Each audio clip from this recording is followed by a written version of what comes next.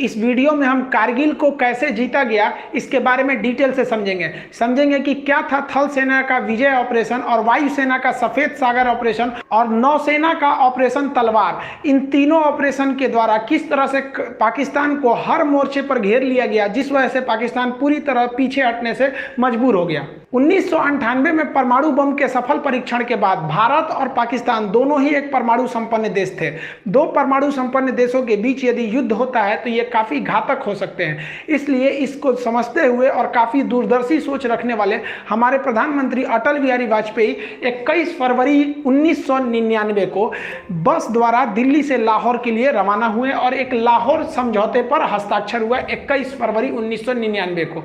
और जब अटल बिहारी वाजपेयी लाहौर में बस से उतरे तो बहुत ही गर्मजोशी से उनका स्वागत किया गया। दोनों देशों ने कहा कि अतीत में हमने जितने भी युद्ध किए हैं उसे भुलाकर हम सब अब एक सह अस्तित्व पे आगे बढ़ेंगे और हम बहुत ही जल्दी मिल बैठकर कश्मीर मुद्दे को सॉल्व कर लेंगे, इसमें बिना किसी देश को इंटरफेयर किए।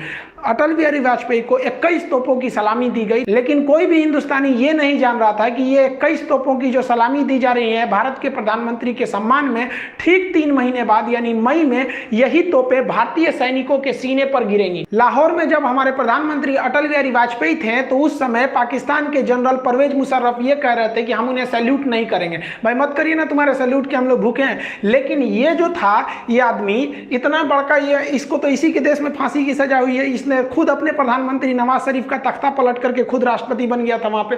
तो ये इसने क्या किया, एक प्लान बनाया, ऑपरेशन बद्र, अल बद्र प्लान बनाया और इसमें ना कई जनरल थे, 4-5 लोग, यही लोग मेन थे। इनमें सबसे महत्वपूर्ण जो थे वो तो एकदम ये तो था ही भाई, ये जनरल ही थे परवेज मुशर्रफ। और यहाँ पे चीफ ऑफ जो जनरल स्टाफ थे अजीज खान और यहाँ मेजर जनरल जावेद हसन। ऐसा कहा जाता है कि पूरा जावेद हसन ने ही रूपरेखा तैयार किया था। हालांकि इतने लोगों का योगदान था कारगिल में।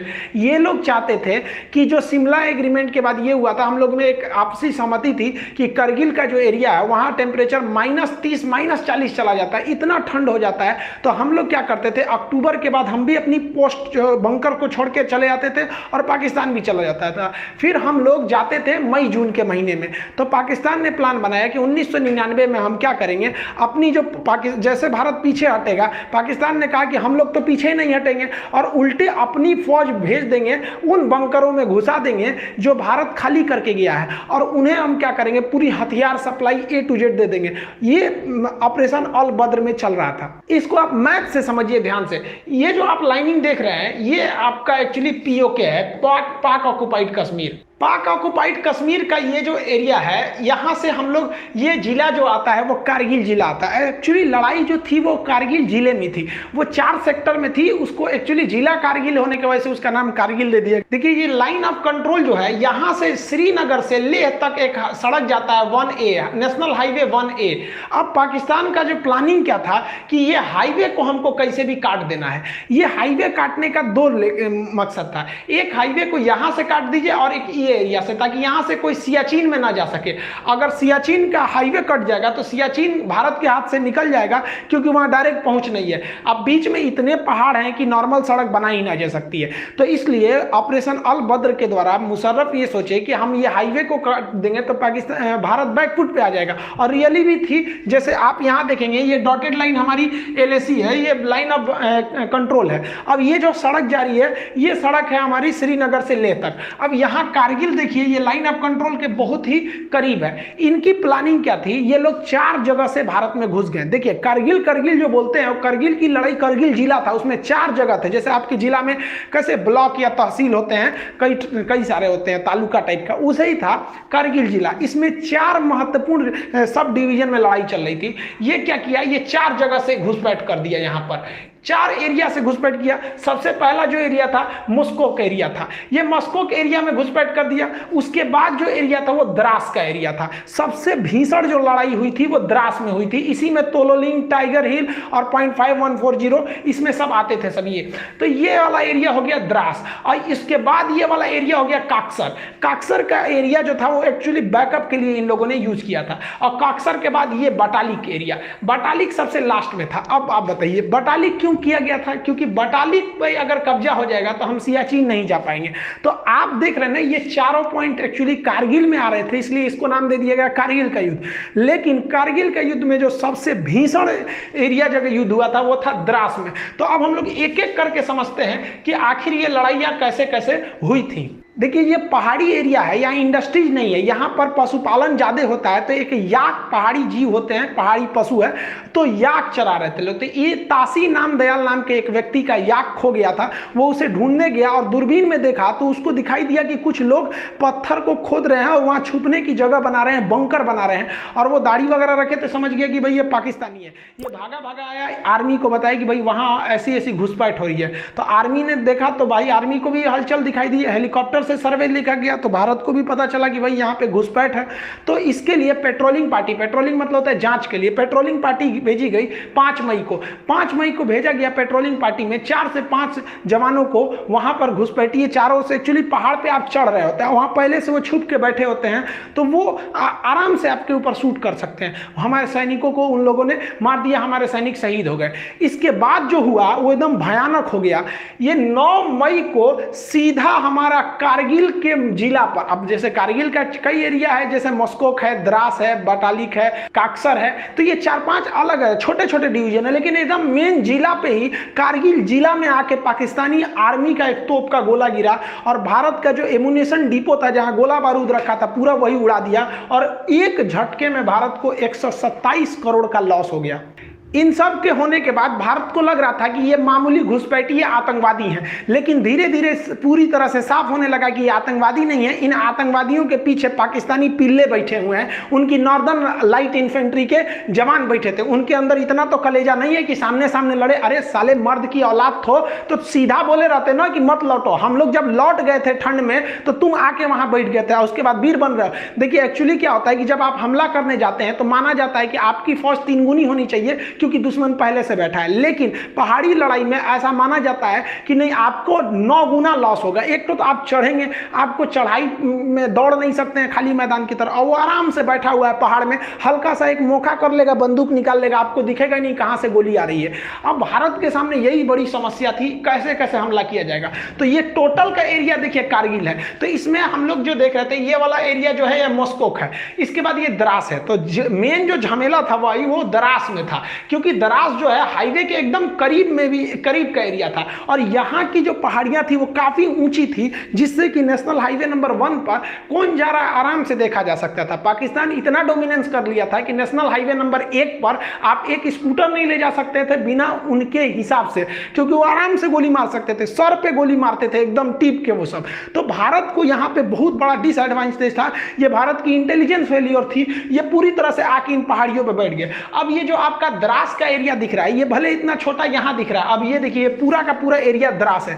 अब भारत ने अपनी थल सेना का ऑपरेशन विजय चालू किया 19 मई को, ऑफिशियली इसी दिन से युद्ध स्टार्ट हो गई। अब हम लोगों ने कहा कि भैया एक टुकड़ी द्रास में भेजते हैं, कुछ यहाँ पे मस्कोक एरिया में, यहाँ पे काक्सर में, और ये वाला एरिया जो आपका बटालिक है यहाँ पे भी भेजते हैं। भीषण लड़ाई हो गई आपकी द्रास में, चूंकि द्रास का एरिया बहुत ऊंचा पे था। अब यहाँ 3-4 ऐसे जगह थे जहां पे कब्जा करना जरूरी था, जैसे तोलोलिंग हो गया, टाइगर हिल हो गया, पॉइंट मतलब देखिए यहाँ पे बहुत छोटे छोटे पहाड़ी भी हैं सब लाइन से, तो इसका अलग अलग नाम ना देके सेना के मानचित्र में उसका नाम दे दिया गया पॉइंट 5140, और एक और पॉइंट है पॉइंट 4590। ऐसे कई ठो पहाड़ियां हैं सब, और ये पूरा मिला देते हैं ना तो ये एरिया बनता है द्रास।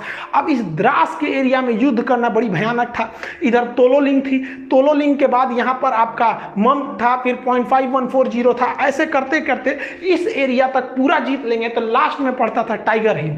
टाइगर हिल बहुत ही ज्यादा हाइट पर था और इन सब पे पाकिस्तानी बैठे हुए थे सब, इतना भीषण एरिया में ये लोग आकर बैठ गए थे। अब भारत को नीचे से जाना था इस एरिया में। जनरल परवेज मुशर्रफ के प्लान के हिसाब से उन लोगों ने भारत के 140 पोस्ट पर कब्जा कर लिया था, बंकर बना लिए थे, और हर पोस्ट में उन्होंने भारी मात्रा में heavy machine gun, mortar, artillery, पीछे से तोप का support, stinger, surface to air missile, हर तरह के मिसाइलों से लैस थे और वो लगभग 1500 की संख्या में थे। समस्या ये थी कि यही नहीं समझ में आ रहा था कि वो हमला कहां से कर रहे हैं। ये द्रास का सेक्टर अगर आप देख रहे हैं तो ये वाला जो एरिया है वो टाइगर हिल है। ये सबसे हाइट पे था इस एरिया में टाइगर हिल, लेकिन इसके इधर कई तो 0.5140 थी। यहां पर आपने सुना होगा विक्रम बत्रा, दिल मांगे मोर। तो ये लोग इस एरिया में ना जो हमारे राजपूताना राइफल थी, ग्रेनेडियर थी, जम्मू कश्मीर राइफल थे, जाट रेजिमेंट के सैनिक थे, गोरखा थे, कई सारे पूरी भारत के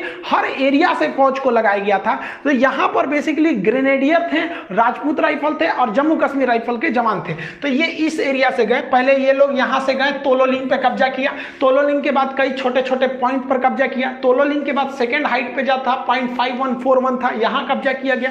यहां कब्जा के बाद आप देखिए यहां से सीधा टाइगर हिल यहां है। यहां पर हमला हो रहा था और ये ससुरे सब यहां से आर्टिलरी फायर कर रहे थे, सब तोप यहां से। सोचिए उनको कहां दिखेगा। और यहां एयरफोर्स भी सक्सेस नहीं हो पा रही थी, लेकिन भारतीय जवान रुकने वाले कहां है ससुरे तुनाई। भारत मां को जब भी जरूरत पड़ी है, भारत के वीर सपूतों ने कभी भी अपना खून बहाने से पीछे नहीं हटे हैं। भारतीय सैनिक जब 0.5141 पे कब्जा किए तो यहां से नीचे उतरते वक्त भी बहुत ज्यादा यहां से भीषण फायरिंग हो रही थी। यहीं पे बहुत सारे फौजी हमारे शहीद हो गए। फिर प्लान बनाया गया कि हम लोग इस डायरेक्शन से उतर के कुछ उस डायरेक्शन से तीनों ओर से घेरा जाए हम लोग टाइगर हिल के ऊपर। तीन ओर से टाइगर हिल को घेर के अब फिर भारत ने टाइगर हिल पर अपना तिरंगा लहरा दिया था। देखिए यहां पर जो एरिया दिख रहा है ये आपको टाइगर हिल दिख रहा है। अब टाइगर हिल से इतना दूरी पे आप देखेंगे तो ये तोलोलिंग का एरिया, ये तोलोलिंग पहाड़ी है। ये टोटल एरिया जो है वो द्रास है। अब तोलोलिंग की जो पहाड़ी है वो काफ़ी ऊंचाई पर स्थित है, वहां पर लड़ाई करना काफ़ी मुश्किल हो गया था तोलोलिंग पर। अब यहाँ तोलोलिंग पे तो पहले से तोलोलिंग पीक है, यहाँ पे पाकिस्तानी पहले से बैठे थे और जो हिंदुस्तानी फौज थी वो नीचे से आ रही थी। अब हिंदुस्तानी फौज नीचे से जब चढ़ रही थी तो ये जो पाकिस्तानी थे इस साइड में अपनी आर्टिलरी गन रखे थे, यहां से हमला कर देते थे। तोलोलिंग की ऊंचाई से ये पूरे एरिया पे डोमिनेट करते थे। ये एरिया नीचे होने की वजह से हम लोग जब द्रास से ऊपर चढ़ना चालू किए तोलोलिंग पे तो ये सीधा हमला कर देते थे। फिर भी भारतीय सूरवीरों ने किसी भी तरह इस मुश्किल चोटी के ऊपर चढ़ान किया।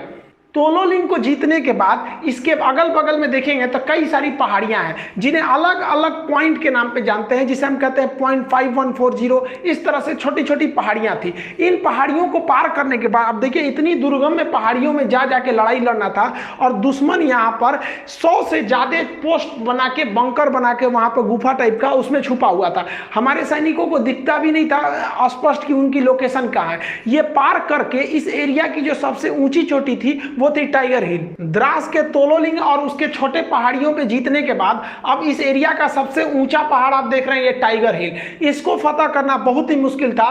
टाइगर हिल पे हमारे जो जम्मू कश्मीर राइफल, जो राजपूताना राइफल रही, हमारी जो ग्रेनेडियर्स, इनकी पोस्ट पहुंची फौज पूरी तरह से। अब ये इतना सीधा चढ़ाई पे और यहाँ से ये लोग टोटल एरिया डोमिनेट कर रहे थे। इस वजह से इंडिया को जो थी कैजुअलिटी ज्यादा हो गई, क्योंकि ये पहाड़ पर वो पहले से छुपे हुए थे। एक तो इतनी ऊंचाई थी। अब आप सोचिए जो कुतुब मीनार है वो 240 यानी लगभग 250 फीट की ऊंचाई पर है और ये लड़ाई चल रही थी 18,000 फीट। आप 250 फीट कुतुब मीनार चढ़िएगा तो थक जाते हैं। ये 18,000 फीट पर दुश्मनों का आमना सामना मुकाबला था। उसपे से छोटो पाकिस्तानियों की फौज पीछे से तोप से फायरिंग कर रही थी, इनडायरेक्टली मोटार तोप, हैवी मशीन गन इत्यादि से। और इनको छुपने में एक सहायता होती थी, क्योंकि रूल है कि जो ऊंचाई पर रहता है उन्हें युद्ध में ज्यादा फायदा मिलता है। इसीलिए टाइगर हिल को तीन ओर से घेर लिया गया। तीनों ओर से घेरने के बाद जब टाइगर हिल पर कब्जा हुआ तो समझने लगा कि भैया द्रास का एरिया जो है ना अब पूरी तरह से इंडिया के डोमिनेंस में था। लेकिन बाकी बटालिक सेक्टर वगैरह में अभी भी घुसपैठ बनी हुई थी। लेकिन ये टाइगर हिल जीतने के बाद भारतीय सैनिकों का मनोबल भी टाइगर हिल से ज्यादा ऊंचा उठ गया था। करगिल की लड़ाई में सबसे निर्णायक अगर किसी हथियार ने अगर साथ दिया था तो वो बफोर्स तोप ने साथ दिया था। बफोर्स तोप ने इतना भयानक बम्बार्डमेंट किया था कि पाकिस्तानियों को समझ में नहीं आ रहा था कि कहां से ये हमला हो रहा है। जबकि आपको याद होगा तो जब राजीव गांधी की सरकार थी तो इनको बहुत सारे इल्जाम लगाए गए थे कि बफोर्स में घोटाला हुआ है, क्या हुआ है। लेकिन जब युद्ध के मैदान में, जब बफोर्स अपने रियल मैदान में उतरा तो जितने विरोधी थे जो ये बोल रहे थे कि राजीव गांधी ने घोटाला किया है, उन लोग का एकदम मुंह बंद हो गया, क्योंकि ये एकदम पिन पॉइंट निशाना मारता था, एकदम टीप के, जबकि पाकिस्तानी को समझ में नहीं आता है मार कैसे रहा है। हम किसी अलग वीडियो में आपको बता देंगे कि तोप से कैसे निशाना बनाया जाता है। एक्चुअली उसके लिए 8 फिगर आर्टिलरी निकाली जाती है 4 फिगर के हिसाब से, तो वो 4 फिगर 8 फिगर के हिसाब से इसको निकाल के मारा जाता है। 40 किलोमीटर रेंज होता है, 40 किलोमीटर तो दिखता भी नहीं है, ये फिगर के हिसाब से मारा जाता है, नक्शा के हिसाब से। वैसे ही हमारे यहाँ राफेल खराब है, राफेल खराब है। अभी चाइना से युद्ध हो जाएगा तो सबको समझ में आ जाएगा कि राफेल क्या है। तो हमारे यहाँ ना देखिए भाई, किसी की भी सरकार रही, विपक्ष में बैठे हो तो मतलब सरकार को गरियाओ, एक तरह से कह लीजिए। तो ये हमारे पॉलिटिक्स का एक परंपरा है कि विपक्ष में बैठे हो तो सरकार को गरियाओ। उस वक्त बोफोर्स के लिए आप राजीव गांधी को गरिया रहे थे, अभी आप राफेल के लिए नरेंद्र मोदी को गरियाओ। तो आप ये नहीं कह सकते कि गाली किसी एक पार्टी ने सुना है, यहाँ सब पार्टी गाली सुनती है, भले वो कुछ भी करे। आर्टिलरी गन के बाद वायुसेना ने भी अपना ऑपरेशन सफेद सागर चालू कर दिया। 26 मई 1999 को ऑपरेशन सफेद सागर को ऑफिशियली लॉन्च कर दिया गया और इसके लिए भारतीय वायुसेना ने अगले ही दिन यानी 27 मई को, ये भारतीय वायुसेना के लिए बहुत खराब दिन एक तरह से कह सकते हैं, तो क्योंकि यह इस वक्त भारतीय वायुसेना को कई सारे झटके लगे। उन्होंने अपना मिग 27 विमान को उड़ाया जो वहां पे पहाड़ी क्षेत्र में गया और इसमें टेक्निकली खराबी आ गई थी। ये हालांकि पाकिस्तानी कहते हैं कि उन्हें मारकर गिरा दिया गया था। टेक्निकली खराबी आने की वजह से इसके जो पायलट थे नचिकेता, वो क्या किए, पैराशूट से ड्रॉप किए और गलती से उनका पैराशूट जो है लाइन ऑफ कंट्रोल के उस साइड गिर गया, पाकिस्तान साइड में। बाद में पाकिस्तान ने भारत के दबाव में लौटा दिया, जैसे अभिनंदन जी के साथ मामला हुआ था। लेकिन तब तक ये तो बात का मैटर है कि जब लौटाया था, लेकिन उस वक्त तो कुछ ही को पता ही नहीं चल रही थी 27 मई को कि कहां गए, इनका कोई रडार से सिग्नल भी गायब हो गया था। तो इनके पीछे निकले थे मिग 21 लेके अजय अहलुवालिया साहब गए थे सर्च करने के लिए। तो ये काफी लो हाइट से उड़ान भर रहे थे क्योंकि इनको खोजना था अपने साथी नचिकेता का विमान। लेकिन इन्हीं पर पाकिस्तानियों ने स्टिंगर मिसाइल से हमला कर दिया। अब सोचिए, किसी आतंकवादी के पास मिसाइल होता है, स्टिंगर मिसाइल। ये चट्टा पाकिस्तानी था, दुनिया में कह रहा है कि मतलब हमारी फौज नहीं है। अरे हिजड़ों कहीं कि तुम्हारी फौज नहीं है। एक तो लड़का हमारे वीडियो पे कमेंट किया कि दुनिया का सबसे बड़ा आतंकवादी देश भारत है। इस ससुरा पाकिस्तानी ऐसा कमेंट करता, हमको तो हंसी ही नहीं छूट कर, हम रिप्लाई कौन सी करे, चट्टा कहीं का, तू सबसे बड़का है, हम लोग को बोल रहा है। तो आतंकवादियों ने अजय अहलुवालिया के विमान पर स्टिंगर मिसाइल से हमला कर दिया।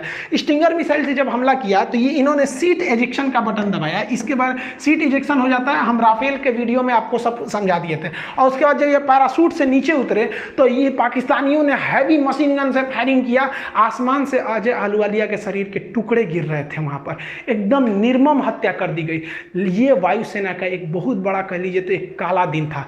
वायुसेना ने सोची कि हम अपने हेलीकॉप्टरों का प्रयोग करेंगे क्योंकि फाइटर जो होते हैं बहुत तेज रफ्तार से निकल जाते हैं, दुश्मन कहाँ छुपा है पता ही नहीं चलता है। और हेलीकॉप्टर जो होते हैं वो थोड़े धीरे स्पीड से होते हैं और एक जगह रुक भी सकते हैं। लेकिन भारत के साथ समस्या क्या था, जो उसके MI-24 या MI-35 जैसे भीषण लड़ाकू हेलीकॉप्टर थे, ये सबके पास जो लड़ाकू हेलीकॉप्टर थे ये इनके पास हथियार ज़्यादा होता है, लेकिन इनकी लोड इतने भयानक थी कि ये उतना हाइट पर उड़ नहीं सकते हैं। ये केवल 10,000 फीट की ऊंचाई पर ये उड़ सकते हैं। लेकिन वहाँ तो लड़ाई हो रही थी 18,000 फीट की ऊंचाई पर। सोचिए 18,000 फीट, कुतुब मीनार 250 फीट की ऊंचाई पर, वो 18,000 फीट की ऊंचाई पर। अब क्या किया जाए, तो भारत ने अपना MI-17 जो हेलीकॉप्टर था, जो सवारी ले जाने वाला हेलीकॉप्टर था जिसमें कोई भी मिसाइल नहीं लोड किया जा सकता है, तो भारतीय वायुसेना के इंजीनियरों ने इसमें क्या किया, अलग से मिसाइल ले जाने के लिए पॉट जोड़ दिया। आप यहां देखिए इसमें कोई पॉट नहीं है, लेकिन यही हेलीकॉप्टर में यहां पे आपको रॉकेट ले जाने के लिए पॉट जोड़ दिया गया। लेकिन इसमें एक खराबी थी, जो हमारे 4 MI हेलीकॉप्टर थे इसके पास आती हुई मिसाइलों के, क्योंकि पहले जो 2 विमान थे उन पर तो मिसाइल अटैक हो गया था, स्ट्रिंगर मिसाइल कंधे पे रख के मार दिया जाता है। तो ये लोग स्ट्रिंगर मिसाइल से बचने के लिए एक फ्लेयर का प्रयोग करते हैं। वो आग का गोला होता है। एक्चुअली स्ट्रिंगर मिसाइल जो होती है वो गर्मी को सूंघ के आती है, तो गर्मी को सूंघ के आती है। तो ये क्या करते हैं, जब इनको पता चल जाता है कि हमारे ऊपर स्ट्रिंगर मिसाइल आ रही है, तो वो आग का गोला फेंकने लगते हैं, जिसका जो इंफ्रारेड को मिसाइलों को अपनी ओर खींच लेता है, ये बच के निकल जाते हैं। तो भारत के जो हेलीकॉप्टर थे 4 में से तीसरा जो हेलीकॉप्टर था उसमें ये फ्लेयर वाला सिस्टम था वो नहीं लगाया गया था, और यही खतरा हो भी गया। हमारा पहला हेलीकॉप्टर बम बरसा के आ गया, फ्लेयर से बच गया। दूसरा भी फ्लेयर छोड़ के बच गया, बम बरसाया। लेकिन तीसरा जो जहाज था वो भीषण हमला किया, और उसके पास फ्लेयर भी नहीं था, लेकिन इतने हमारे वायुसेना के पायलट बहादुर कि वो नीचे जहाज को लाया, एकदम एक्यूरेट हमला किया। लेकिन उसी बीच क्या हुआ, जो स्टिंगर मिसाइल थी वो 30 तीसरे हेलीकॉप्टर को हिट कर गया। पीछे से आ रहा चौथा हेलीकॉप्टर जो वो एरिया था पाकिस्तानियों के बंकर को ध्वस्त कर दिया, लेकिन हम लोगों ने फिर अपना एक हेलीकॉप्टर खो दिया और उसमें हमारे बैठे जवान को हमारे जो जवान थे वो भी शहीद हो गए। भारत ने अपनी स्ट्रेटजी को पूरी तरह से चेंज कर दिया। भारत ने अपना फ्रांस निर्मित जहाज को लगाया जिसका नाम था मिराज 2000। एक्चुअली पाकिस्तान इस जहाज को खरीदने से इनकार कर दिया था, कहा था कि भैया बहुत बड़ा साइज का जहाज, हम इसको नहीं लेंगे। और भारत सरकार ने इस मिराज जहाज को वायुसेना ने लगाया। ये मिराज जहाज जो लेजर गाइडेड बम से हमला करते थे, तो ये सबसे बड़ा, आप कहिए तो वायुसेना का जो ऑपरेशन सफेद सागर था उसमें सबसे निर्णायक भूमिका मिराज 2000 लगाया। ये तो पाकिस्तान में घुस के पाकिस्तानियों का बलात्कार कर दिया, ऊपर से ही मारा, इतना हमला किया कि कमर टूट गई कारगिल की लड़ाई में। कह रहे थे कि बहुत बड़ा साइज है, बहुत बड़ा साइज है तो बढ़िया से तो धोबो किया है। और अभी याद रखो इसका बाप आ रहा है, बाप इसी का मिराज 2000 का राफेल पुरान हो गया, तगड़ा अभी और है। लेकिन वायुसेना को एक बात का और डर था कि 1965 की लड़ाई में हम लोगों ने एक छोटा सा हमला किया था जिसके बदले में पाकिस्तानी वायुसेना ने भीषण हमला कर दिया। इस बार उनके हमले से डर नहीं था। एक्चुअली दिक्कत क्या था कि पाकिस्तानी घुसपैठिए जो थे, उनकी नॉर्मल लाइट इन्फेंट्री के जो जवान थे वो घुस चुके थे पूरी हथियार को लेकर, और हम लोग को दिख भी नहीं रहा था। और अगर वायुसेना भारत की पाकिस्तान की दोनों घुस जाएगी तो इसमें सबसे बड़ा फायदा क्या होगा, नीचे के घुसपैठियों को, क्योंकि हमारे जो जवान चढ़ रहे थे उनको तो ये पाकिस्तानी घुसपैठी मारिए रहे थे आराम से, ऊपर से उनकी वायुसेना भी मारने लगती थी। लेकिन इसीलिए भारतीय वायुसेना ने श्रीनगर एयरबेस, पठानकोट एयरबेस से अपने जो जितने भी घातक जो इंटरसेप्टर जहाज थे MiG-29 इसको तैनात रखा था कि अगर पाकिस्तानी वायुसेना आएगी तो तुम उससे जाके लड़ जाना, कारगिल के एरिया में घुसने ही मत देना। इसी बीच सबसे भीषण घटना हुई थी भाई 24 जून 1999 को। हमारे दो जगुआर जहाज जो थे वो रेकी पे निकले हुए थे।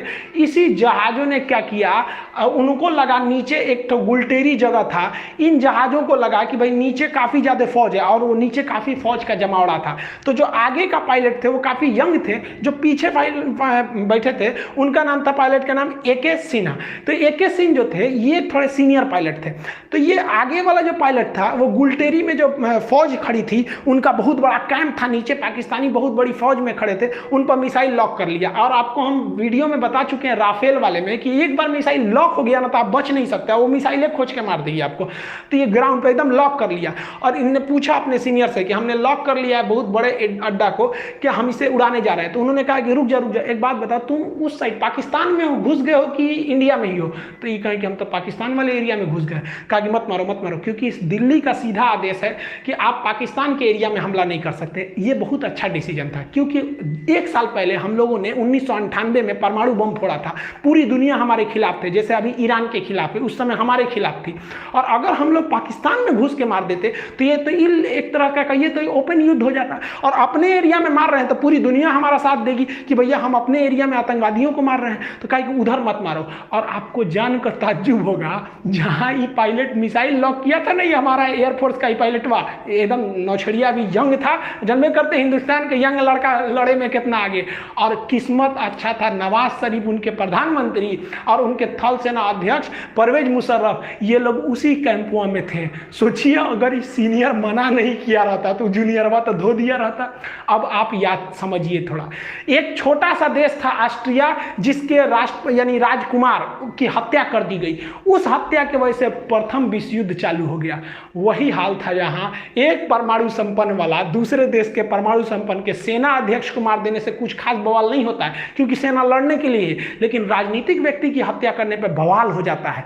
तो भयंकर बवाल हुआ रहता, क्या युद्ध का मोड़ लेता समझ में नहीं आता। तो ये बहुत अच्छा हुआ। एक तरह से हम तो करते थे कि मारिए दिया रहता तो हो जाता, क्या हो जाता भाई, ज्यादा से ज्यादा और युद्ध लड़ते, नहीं लड़े हैं 71 में, 65 में, 84 में, एगो और लड़ते से चुरा, क्या कर लेता पाकिस्तान। यहाँ पे ऊंट के मूतने से रेगिस्तान में बाढ़ थोड़े आता है, क्या कर लेंगे, इनके औकाते कितना है। ये सब तो चल ही रहा था, नेवी ने और अत्याचार कर दिया। नेवी ने अपना ऑपरेशन तलवार चालू कर दिया। ऑपरेशन तलवार के तहत भारतीय नेवी ने पाकिस्तान की ओर एंट्री मार दी और यहाँ पर जो हमारे नेवल वेस्टर्न नेवल कमांड था और साउदर्न नेवल कमांड था ये भी घुस गया अरब सागर में और अरब सागर में घुसकर पाकिस्तान का पूरी तरह से नेवल ब्लॉकेज लगा दिया। भारतीय वायुसेना के पूरे युद्धक जहाज घुस गए सब वहां पर और नेवल ब्लॉकेज लगा दिया। भारतीय नौसेना ने ऐसे मिसाइल मारा, जो पाकिस्तानी जहाज थे उनके बगल में मिसाइल जानबूझ के मारता था, जो उनके मर्चेंट वाले जहाज थे, जो उनका पेट्रोलियम लाने वाला था, सारा जहाज उधर ही रुक गया कि ना ना हम ना जाएंगे,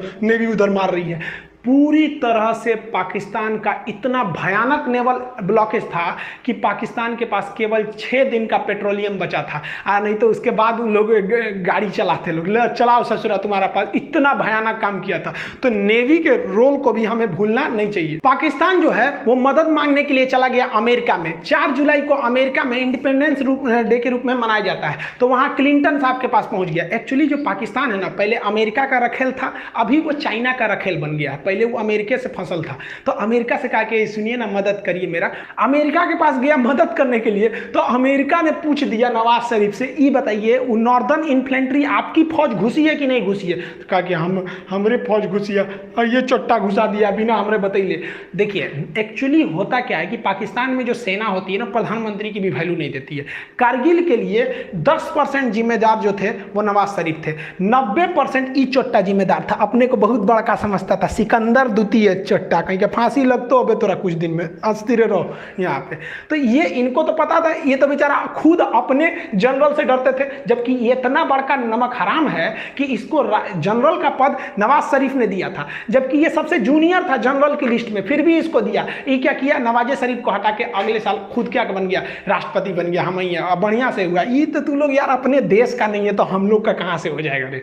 तो ये बिल क्लिंटन ने कहा कि सुन नवाज शरीफ, देर चक्कर मत कर यहाँ पे, तो पहले परमाणु बम फोड़ा है तो हम तोरा दिमाग खराब है, तू क्या समझता है, तू गलत काम करेगा हम तोरा साथ देंगे, पूरी दुनिया हमको नहीं थूकेगी, तू अपनी फौज पीछे बुलाओ। तो ये लोग अकेले रूम में बात कर रहे थे, तो बाहर में पाकिस्तानी जो इनके साथ जो गए थे सब चमचा बेलचा, वो कहते कि हाँ नवाज शरीफ हैं, इनको तो अमेरिका वैल्यू देगा, रखेल को तो कोई वैल्यू देता है, मुंह लटका के नीचे आए हैं, अमेरिका वैल्यू नहीं दिया, चलो फौज वापस बुलाओ। तब तो पगला ये चाइना गया था मदद करने कि हमको मदद कीजिए यहाँ पर। तब तक भारतीय जो थे सब टेलीकॉम वाले इसका बतिया रिकॉर्ड कर लिया सब, और भारत के अटल बिहारी वाजपेयी और जसवंत सिंह इन्होंने प्रेस कॉन्फ्रेंस में वो टेप सुना दिया कि ससुरा चाइना में कह रहा है कि हमारी फौज घुसी हुई है, और यहाँ एक्सेप्ट कर लिया। यानी दुनिया के मैटर पे ये तो चौपट हो गए। लेकिन ये चोट्टा हटने का नाम नहीं ले रहा था, क्योंकि ये चाहता था कि हम चुनाव लड़े यहाँ पर। बताइए हमारी सेना कितनी बेहतरीन होती है, सर्जिकल स्ट्राइक करके आई तो मोदी जी बोलने लगे कि हमारी सेना की है, हमारी सेना की है, नेता कहने लगे सब मारे। लेकिन फौज ने कभी नहीं कहा। बहादुरी यही होती है भाई, बहादुर की पहचान जंग के मैदान में होती है, मीडिया में नहीं होती है। लेकिन ये मानता नहीं था।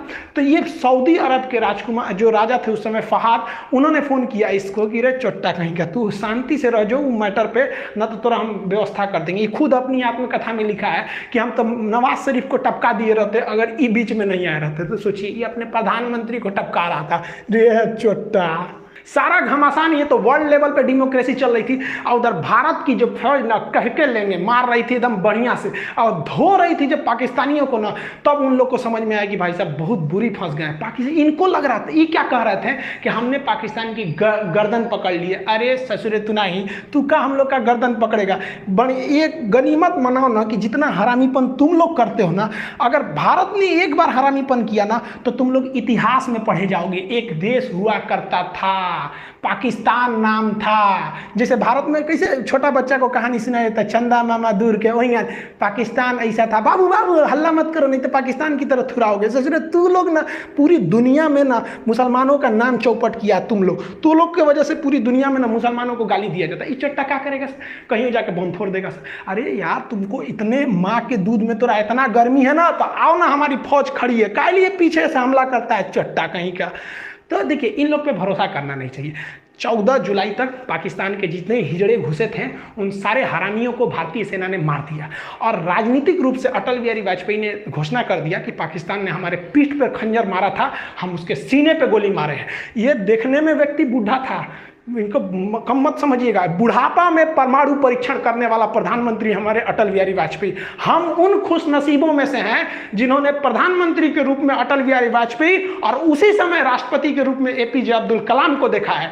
ये नसीब अब किसी को नहीं होगा जो एक साथ इतना योग्य राष्ट्रपति और इतना योग्य प्रधानमंत्री देखने को मिले। अब ये नसीब किसी को नहीं होने वाला है जो दो दो बड़े नेता इतने योग्य हो जाए। इन्होंने कह दिया 14 जुलाई को कि भैया ये ऑपरेशन हमारा विजय सक्सेस हो गया, लेकिन आर्मी ने कहा कि ना ना भाई सब पे भरोसा करना, ये पाकिस्तानियन पे नहीं। अब सेना ने एक एक करके घूमना चालू किया, कहाँ कहाँ पाकिस्तानी छुपे हैं सब। तो पूरी तरह से 26 जुलाई को सेना ने कहा कि एक को कुत्ता नहीं बचा है। इस ससुरा सब लाश लेने नहीं आया था अपनी फौज का, कह रहा था कि हमारी फौज नहीं है, जबकि जेब में आई कार्ड था कि पाकिस्तानी आर्मी नॉर्दर्न इन्फेंट्री। ससुरा कहीं अरे लाश तो ले जाते यार, हम लोग लाश दे सकते थे।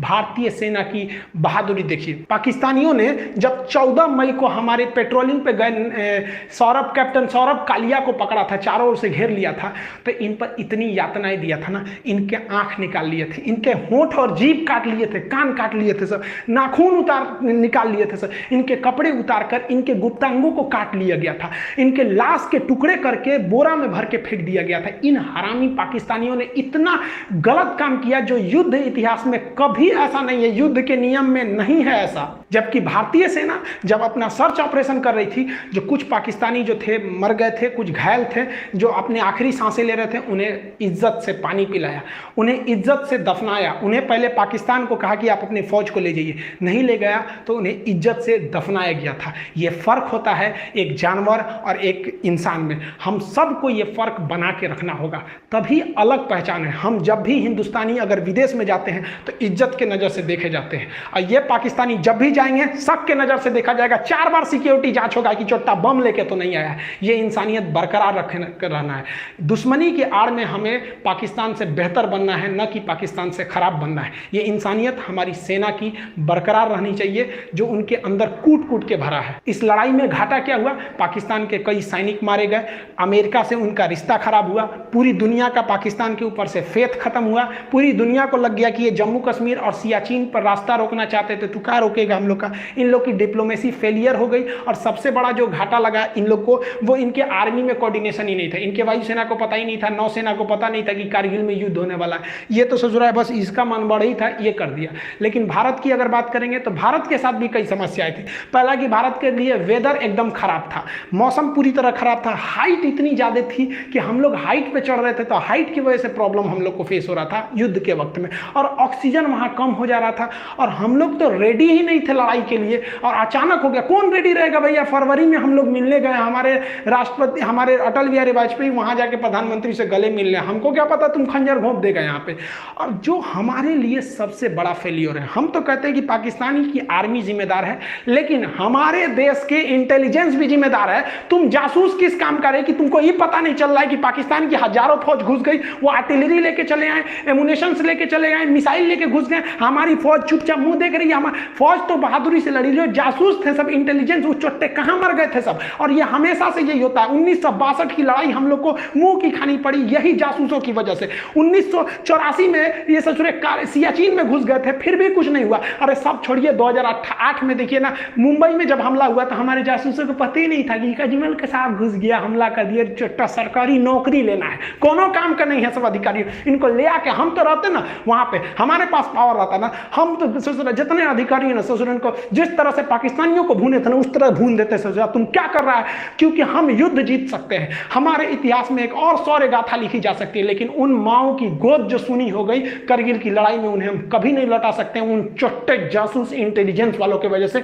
बस नौकरी हो गया ना, सरकारी नौकरी, अब कौन जरूरत है जासूसी करने का? मेहरारू संगे घूमो, हम लोग हाँ कैसी हो देश भाड़ में जाए। आज के वक्त में देखेंगे तो काफी तकलीफ होता है। आप कभी फौज में जाइएगा ना, वहां पर जो हिंदू, मुस्लिम, सिख, ईसाई, इनके के जो पूजा स्थल होते हैं ना एक पास होते हैं, वहीं पर आपको नमाज पढ़ना है, उसी के बगल में पूजा करना है, वहीं पे गुरुद्वारा में जाना है, एक ही होता है कैंपस, उसी में सब होता है। और यार हम लोग मरे जाते हैं, तुम हिंदू तुम मुस्लिम तो ये अरे यार क्या करे, तो कुछ तो सिखों से सीखना चाहिए यार, ये they are born for others, ये दूसरों के लिए जन्म, इतनी सेवा करते हैं ये समाज की जिसका कोई हद नहीं। काफ़ी तकलीफ होता है जब इतनी बहादुरी से हमारे जो फौजी जो देश पे लड़ते हैं, हमारे देश के अंदर कुछ मामूली नेता के चक्कर में हम लोग आपस में लड़ लेते हैं। हम एक बात बताइए, मेरा ये वाला हाथ काटिए या ये हाथ काटिए, तकलीफ तो हमें होगी ना। तो हिंदुस्तान के किसी भी धर्म का व्यक्ति मरे, तकलीफ तो भारत माँ को होगी। हमें इस बार काफ़ी तकलीफ हुआ। एक्चुअली हम 6 जुलाई को हम पटना गए हुए थे। तो जैसे पटना में एंट्री किए ना, तो वहाँ चेक पोस्ट चल रहा था, तो मेरी चेकिंग वगैरह थी, तो हमको भी चेकिंग हुआ, तो मेरा सब कुछ था, ड्राइविंग लाइसेंस वगैरह। एक फौजी भाई का कोई नॉर्मल सा कोई पेपर था जो छूट गया था, तो फौजी वो कह रहा था पुलिस वाले से कि मेरा केवल पेपर छूट गया है, आप हमको जाने दीजिए, हम यहीं के रहने वाले हैं। तो कह रहा कि नहीं जाने देंगे, फाइन भरो, ये करो। अब वो बहस थोड़ी करेगा वो लोग यार, न तो एक झापड़ देगा तो सूझ जाएंगे ये लोग। लेकिन बेचा उससे लिए हम कहेंगे सर हम आपको दे देते हैं। तो कहा कि देखो पैसे का प्रॉब्लम नहीं, तकलीफ इस बात की है कि हम अगर देश के लिए हम लोग लड़ लेते हैं और हमारा एक पेपर छूट गया है, तो ये आपको नियम कानून सिखा रहा है। अभी वो भाई ऐसा दे ही रहे थे ना फौजी, तब तक एक तो नेता विधायक का गाड़ी गया, वो रोका तो गरिया दिए, रहे हमारा गाड़ी रोकेगा, चुपचाप सटक गए यहाँ पे। अजब हाल है यार, फौजियों के प्रति इज्जत रखनी चाहिए, कहीं पे भी उनके लिए इज्जत हमेशा रहनी चाहिए। एक आम नागरिक से ज़्यादा उनकी इज्जत होनी चाहिए। जिस वक्त करगिल की लड़ाई हो रही थी, वो पहली लड़ाई थी जो हम लोग टीवी पे देखे थे। अटल बिहारी वाजपेयी ने बहुत अच्छा काम किया कि हमारे पूरे देश की जनसंख्या को युद्ध के माहौल को दिखा दिया, जिससे कि हम सब एक हो गए। उस वक्त से बरखा दत्त एक पत्रकार होती थी, अभी भी हैं वो काफ़ी रिपोर्टिंग करती थी। हम लोग छोटे छोटे थे, तो हम लोग 15 अगस्त के दिन प्रोग्राम लिए थे, तो छोटे छोटे थे, तिरंगा लेके भाषण देने गए थे। हम अभी बच्चे हैं, दांत हमारे कच्चे हैं, हम भी लड़ने जाएंगे, सीने पे गोली खाएंगे, मर जाएंगे, मिट जाएंगे, भारत देश बचाएंगे। करगिल की लड़ाई को देख के हम लोग के मन में भी ना एक देशभक्ति का जुनून आ गया। ये सोच लिए कि हम भी जाएंगे तो फौज में ही जाएंगे।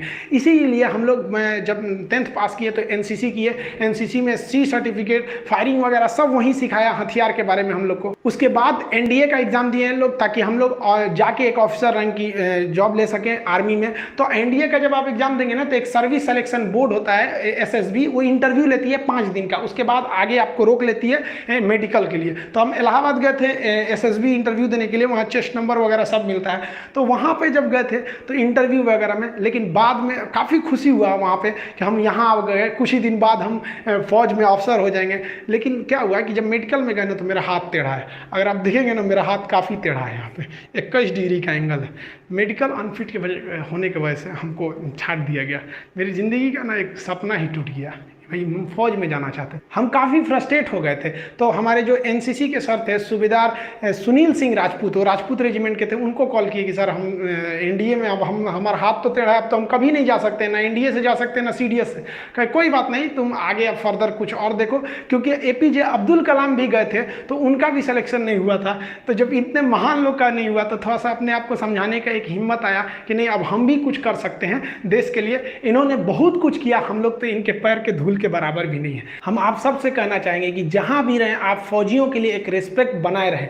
हम लोग के घर के आगे से जब करगिल के वक्त में गाड़ियां भर भर के जाती थी, ट्रेन ना, हम लोग ट्रेन के ट्रैक के किनारे खड़ा होकर सब लोग सैल्यूट करते थे, जय हिंद सर। छोटे छोटे हम लोग थे।